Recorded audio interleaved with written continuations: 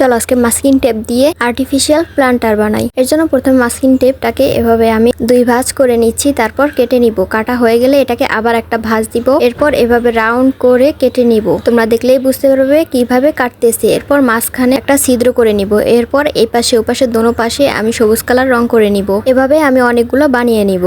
যারা যারা দেখতেছো অবশ্যই আমার ইউটিউব চ্যানেলটিকে সাবস্ক্রাইব করবে এবং ভিডিওটিতে লাইক করবে এবং আমার ইউটিউব চ্যানেলে সব লং ভিডিওগুলো দেখে আসবে। আশা করি তোমাদের ভালো লাগবে এবং টিকটক থেকে দেখলে অবশ্যই ফলো করবে। এখন একটা নষ্ট ইয়ারফোন নিয়েছি, এটাকে এই তারের কতটুকু অংশ আমি কেটে এখন রং করে নিচ্ছি। সবাই আমাকে একটু বেশি বেশি করে সাপোর্ট করো।